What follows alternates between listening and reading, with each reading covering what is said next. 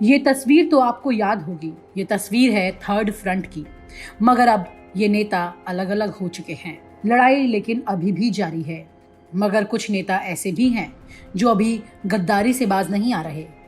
आज हम आपको बताएंगे उन नेताओं के बारे में जो आज भी बीजेपी से लड़ रहे हैं, और उन नेताओं के बारे में भी जिन्होंने थर्ड फ्रंट से सबसे पहले गद्दारी की। आप इस तस्वीर में देखिए। इस तस्वीर में बीचों बीच आपको दो ऐसी प्रभावशाली महिलाएं दिखाई देंगी जो भारतीय राजनीति में अपना दमखम रखती हैं। एक है सोनिया गांधी और दूसरी है मायावती। और इसी तस्वीर में आपको कई और चेहरे दिखेंगे जो आज भी बीजेपी को टक्कर देने के लिए अलग अलग राज्यों में कमान संभाले हुए हैं, और उन्होंने बीजेपी को परास्त भी किया है।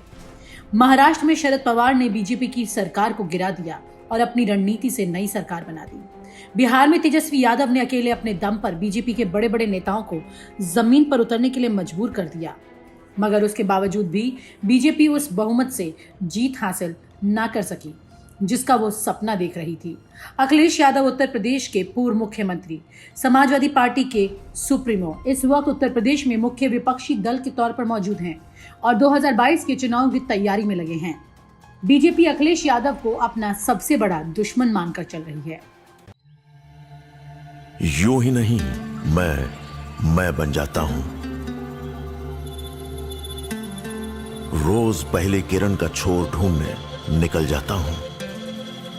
धूप छांव दिन रात की परवाह किए बिना पढ़ता जाता हूं। तब कहीं उस उम्दा अनुभव को दुनिया तक पहुंचा पाता हूं। यूं ही नहीं, मैं रजनीगंधा बन जाता हूं। जाहिर है कि आप ममता बनर्जी को तो भूल ही नहीं सकते हैं। ममता बनर्जी जिन्होंने हाल ही में पश्चिम बंगाल में अकेले दम पर लड़ते हुए बीजेपी को परास्त किया और सरकार में वापसी की। इस तरीके के वो तमाम नेता हैं जो अलग अलग क्षेत्रों में अलग अलग राज्यों में बीजेपी को परास्त कर चुके हैं या कड़ा मुकाबला दे रहे हैं। मगर राष्ट्रीय स्तर पर ये मोर्चा क्यों और कैसे फेल हो गया, आज हम आपको बताएंगे कि इन तस्वीरों में सबसे पहला गद्दार इस थर्ड फ्रंट में कौन रहा। उत्तर प्रदेश की पूर्व मुख्यमंत्री और बसपा सुप्रीमो मायावती बीजेपी का विरोध करती हैं, मगर विधानसभा और लोकसभा में कई बार बीजेपी को ऐसे मुद्दों पर समर्थन दे चुकी हैं जिन मुद्दों पर थर्ड फ्रंट बीजेपी को घेरता हुआ नजर आया। वहीं सरकार बनाने की बात हो या राज्यसभा का चुनाव हो या फिर हो विधान परिषद, अक्सर मायावती के विधायक बीजेपी के खेमे में जाते हुए नजर आए। उत्तर प्रदेश में हाल ही में पंचायत के चुनाव हुए और अब जिला पंचायत अध्यक्ष का चुनाव होना है।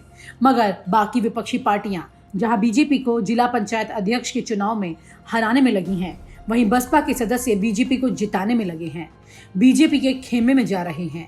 जिसके बाद ये सवाल खड़ा हो रहा है कि बिना हाईकमान के आदेश के बीएसपी सदस्य कैसे दूसरी पार्टी को समर्थन दे रहे हैं। यही कारण है कि जिसकी वजह से बसपा के विधायक पार्टी छोड़कर जा रहे हैं। वहीं दूसरी तरफ राजनीतिक विशेषज्ञों का कहना है कि थर्ड फ्रंट में मायावती वो पहली राजनेता हैं जिन्होंने थर्ड फ्रंट से गद्दारी की।